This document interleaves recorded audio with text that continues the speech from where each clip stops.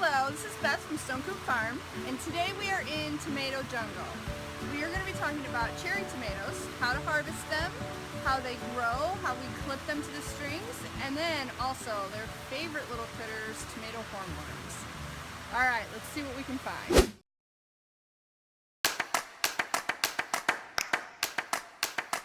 Cherry tomatoes, of course tomatoes are a vine, will grow and grow and grow and keep getting taller and taller. And our solution to this, to make sure that we can actually harvest them and for the plants to just be happy and healthy, is we clip them to strings. So each plant gets 2 strings, and then as they grow, you just come along and clip it right to the string. This way the plants just continue to grow up. It's easier for us to get in and harvest the fruit, and it just helps the plants have the airflow and the space they need to be able to grow strong and healthy. So tomatoes start fruiting from the bottom of the plant, closest to the root, and then they continue to go up. We're still pretty early in the season, so we're still finding fruit down at the bottom. You can see they'll have a long stretch of fruit on a branch, and the back ones will ripen first. So we're just going to go through, twist them off, and harvest them. When we do this, we make sure there's no stems attached, because the stems will poke the other tomatoes in the container, and then there'll be holes, and we don't like holes in our fruit. Alright, so we're going to show you how we find tomato hornworms. There's several different things that they show us that they're around in the area. One of the first things, since we're harvesting down near the bottom, is we look and see that there's actually green poop here. There's also black poop, but the green poop means that he just pooped these pretty quickly, which means he's still in the area. Then we start to look up the plant, and then we see that there's all this damage on the leaves right here.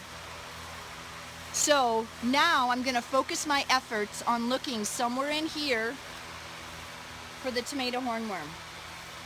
And I got lucky. I just found him. So you can see he's really camouflaged. He looks like a curled tomato leaf. But he's actually a nice big gigantic fat guy. So you can see he's almost as big as my thumb. They grab on really tightly. So we either pull them off, and then we squish them.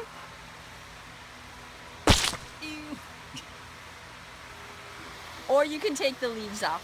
If you don't want to touch them, I would break the leaf off and then squish them. So most farmers, to get rid of their tomato hornworms, will actually spray BT, which is a chemical that can be used by organic farms, and it's used by other farms, but now we're starting to get BT resistant bugs. So at Stone Coop Farm, we don't spray anything on our plants. So we do our search and destroy method, like Nidia had mentioned in one of our previous videos about Colorado potato beetles.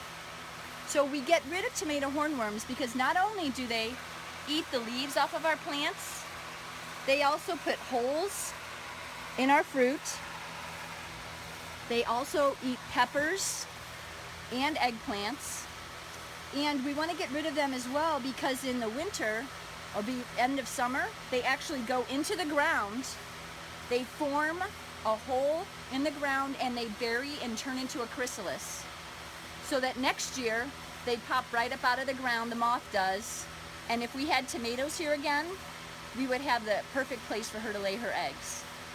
So that's why we do crop rotation too, is we make sure we don't have the plants that those bugs like in the same place. So here's a picture of a hornworm burrowing into the ground. And then here's a picture of the actual moth. The wingspan on this moth is about 6 inches, so it's humongous. But these are the things we're trying to prevent using our search and destroy method.